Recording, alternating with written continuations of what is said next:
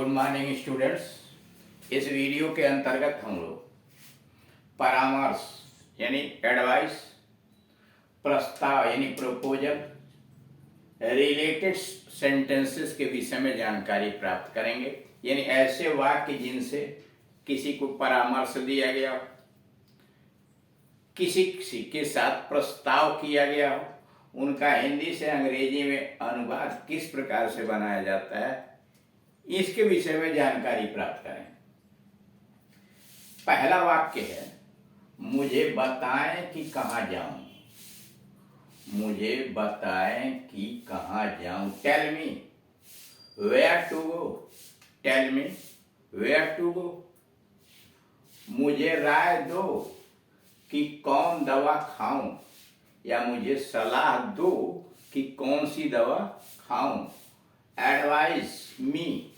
Advice me which medicine to take. Advise me which medicine to take. मुझे बताएं कि क्या करूं। Tell me what to do. मुझे बताएं कि क्या करूं। उसी को कह सकते हैं मुझे बताएं कि मैं क्या करूं। Tell me what to do. Number 4, मुझे बताएं कि क्या पढ़ें। Tell me what to read.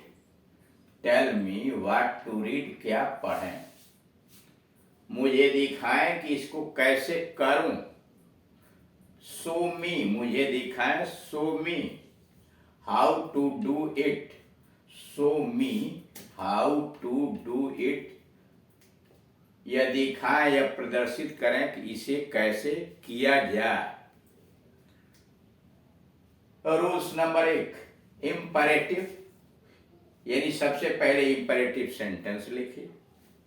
उसके बाद व्हाट या who, question word, what, who, which, where, when, how इत्यादि जो क्वेश्चन वर्ड आएगा, और उसके बाद इन्फिनिटिव यानी सबसे पहले इम्परेटिव सेंटेंस, जैसे टेल मी मुझे बताएं, और उसके बाद क्वेश्चन वर्ड वेयर, व्हेन, यानी मान लीजिए कहना हो मुझे बताएं कहाँ जाएं, तो वेयर लगा दिया, टेल मी वेयर, और जाए टू गो, तो टोटल हो गया tell me imperative sentence, where हो गया इंट्रोगेटिव वर्ड, और उसके बाद infinitive to go, tell me where to go. मुझे बताएं कि कहाँ जाएं। नोट, अंग्रेजी के ऐसे वाक्यों में की का अनुवाद होता ही नहीं है। यहाँ देख रहा की आया, मुझे दिखाएं कि, या मुझे बताएं कि, या आया हुआ इस की का अनुवाद यहाँ नहीं किया जाता है। नोट, अंग्रेजी के ऐसे वाक्यों में की का अनुवाद नहीं होता, इसलिए दैट का प्रयोग इस प्रकार मत कीजिए।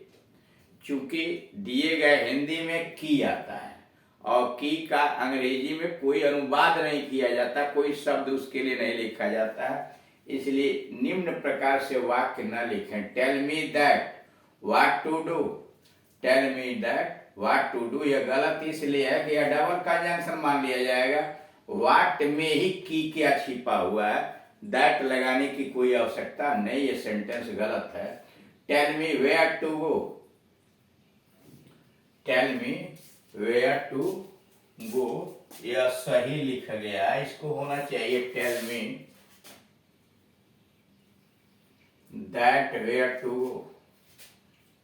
दैट वेयर टू गो, ये गलत है। यानी दोनों वाक्य जो यह लिखा हुआ है कि tell me that what to do, इसमें दैट गलत है तो वाक्य गलत है। दूसरा वाक्य tell me that where to go, यहाँ भी दैट लगा है तो वाक्य गलत है। नोट नंबर 2, ऐसे वाक्यों में इन्फिनिटिव का अर्थ होता है चाहिए।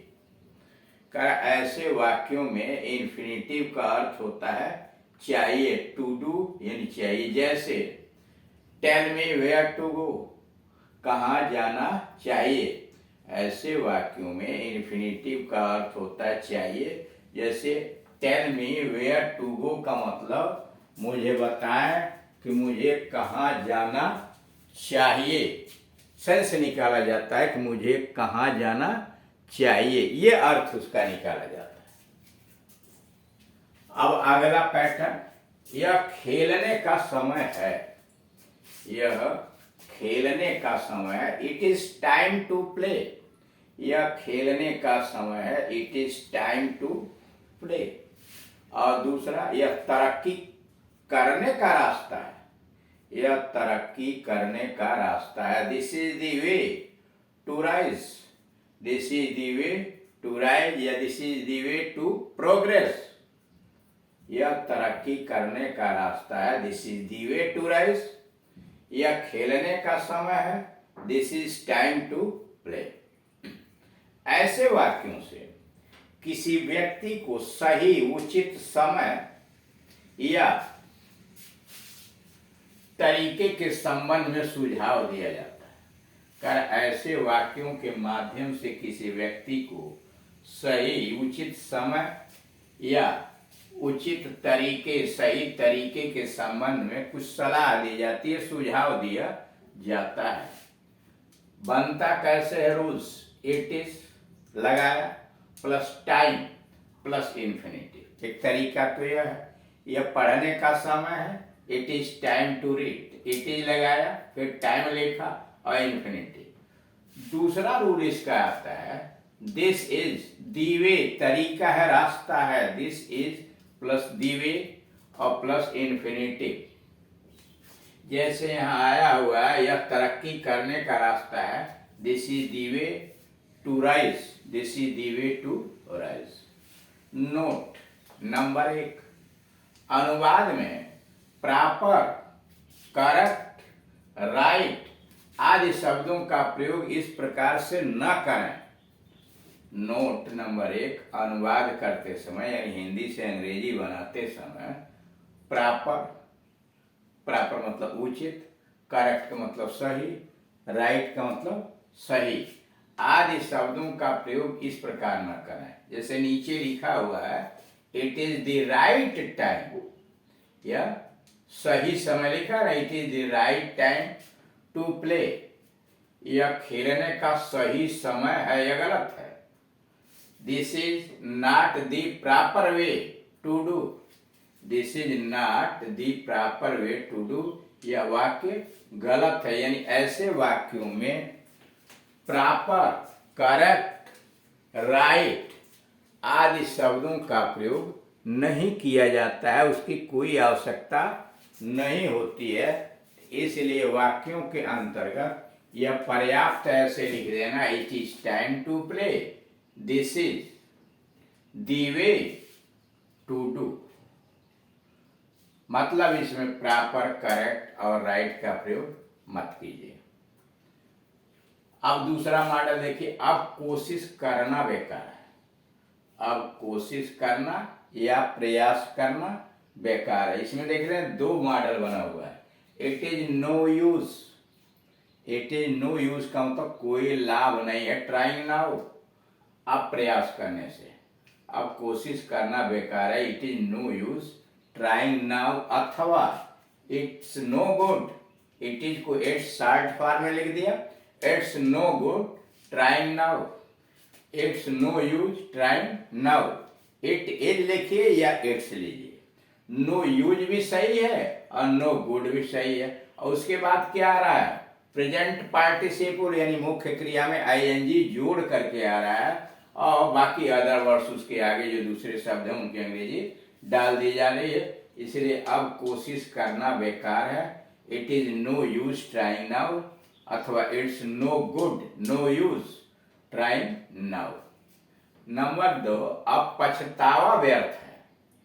अब पछतावा व्यर्थ है, it is no use repenting now. Repent में आईएनजी जोड़ा गया है, it is no use repenting now, it's no good repenting now, it's no good repenting now. यानी इट इज लिखे या शॉर्ट फॉर्म में इट्स कर दें, it's no use repenting now या it's no good repenting now. Rules बना कैसे है? सबसे पहले इट लगाया, फिर इज लगाया, फिर नो यूज या नो गुड वर्ड में आईएनजी जोड़ा, और फिर अदर वर्ड्स यानी दूसरे जो शब्द बचे हुए हैं उनको डाला। इट इज नो यूज या it is no good word में आईएनजी, फिर अदर वर्ड्स। ऐसे वाक्यों से भी सुझाव का भाव व्यक्त होता है। यानी उपरोक्त जो वाक्य लिखे हुए हैं कि अब कोशिश करना बेकार है, इससे क्या पता चलता है? इससे पता यह चलता है कि किसी को सुझाव दिया गया है या अब पछतावा व्यर्थ है। इससे क्या पता चलता है? इससे भाव पता चलता है कि किसी व्यक्ति को सलाह या सुझाव दिया गया। नोट, हिंदी के ऐसे वाक्यों की बनावट इस प्रकार की भी हो सकती है। हिंदी के ऐसे वाक्यों की बनावट निम्न प्रकार भी हो सकती है, पर अनुवाद में कोई अंतर नहीं पड़ता है। हिंदी बदली जा सकती है, हिंदी के वाक्य की बनावट दूसरे प्रकार की हो सकती है, लेकिन अंग्रेजी में जो ट्रांसलेशन करेंगे वह वैसे ही रहेगा जैसे अब कोशिश करने से कोई लाभ या फायदा नहीं है। यहाँ लिखा क्या? अब कोशिश करना बेकार है। अब यहाँ लिखा है अब कोशिश करने से कोई लाभ या फायदा नहीं है। It is no use trying now, it is no use trying now, या it is no good trying now. Hindi तो बदल गई लेकिन इंग्लिश ज्यों का त्यों है। अब पछताने से कोई लाभ या फायदा नहीं है। अब पछताने से कोई लाभ या फायदा नहीं है। It is no use regretting now, it is no use regretting now, अथवा it is no good regretting now या रिपेंटिंग नाउ। रिपेंटिंग भी सही है और रिग्रेटिंग पश्चाताप करना, रिपेंट भी या रिग्रेट भी, दोनों का मतलब पश्चाताप करना ही आता है। इस तरह से यह परामर्श या प्रस्ताव सूचक चैप्टर 36 जो है इसी वीडियो के साथ समाप्त हो गया। फिर अगले चैप्टर के अंतर्गत चलेंगे। Thank you.